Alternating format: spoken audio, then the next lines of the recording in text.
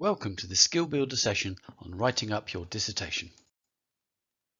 As you can see, a dissertation can be a long and multifaceted piece of work, often with a word count far exceeding that of a standard essay. Writing your dissertation will therefore take time and involve a number of drafts as you revise it until it's ready to submit.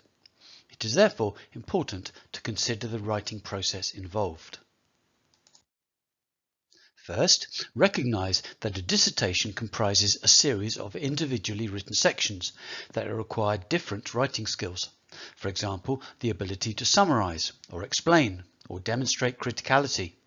The typical writing tasks will probably include most or all of the following: an abstract giving a 200 to 300 word standalone summary of your work.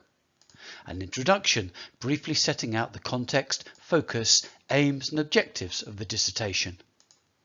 Your literature review will critically summarize existing knowledge around your topic. Your methodology will outline how you found things out and why you chose those methods.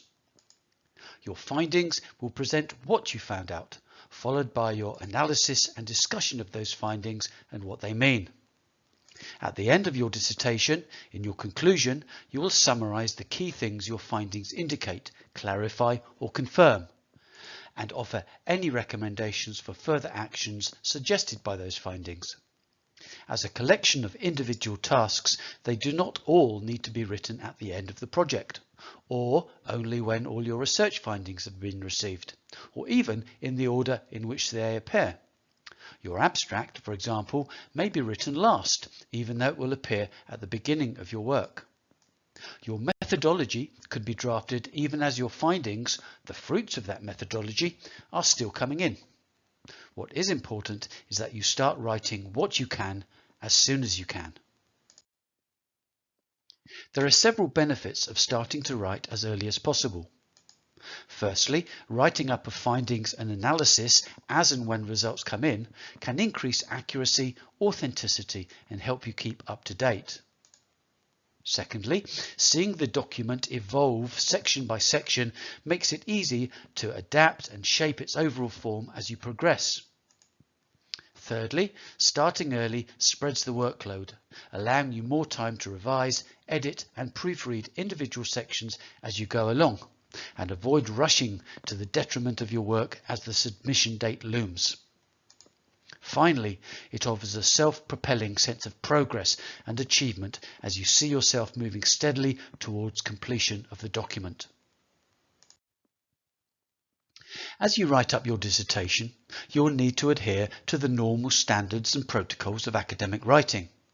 These include succinct, formal, objective, third-person academic language, clear logical structure and signposting, critical analysis of evidence and or findings to support your points, editing and proofreading prior to submission, accurate referencing of all sources, guidance on the general academic skills and the reference management tools you may need to complete your dissertation are available via the websites shown.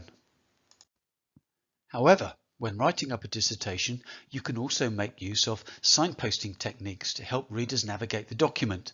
These may include numbered sections or chapters, headings and subheadings, and a contents page. Neither is your writing confined to standard flowing prose, as with many essays. You can also use bullet points to distill prose into lists of key points, or charts and diagrams to convey ideas for maximum understanding. Charts and diagrams can supplement your writing in several ways, but should always be used for a clear purpose. They can be used as evidence to support or challenge an argument, or to highlight key factors in an argument to emphasize a key point or fact, as you might use a short authoritative quote. They can provide a succinct, powerful overview, a visual representation of growth, decline, or fluctuation, for example. They can help maintain the written flow of the story you are telling, offering a brief visual overview in place of, for example, a long description of complicated data. Finally, they can act as a launch point for discussion, as the chart shows there is, and so on. Finally, here are a few key tips. Start somewhere easy. but start. Make that first step in the journey. Write it now, edit it later. The important thing is to keep moving, writing what you can, when you can, assembling the raw material which you can then shape, revise and improve through subsequent drafts. Don't limit yourself to a keyboard. Be prepared to jot down any ideas as and when they come to you.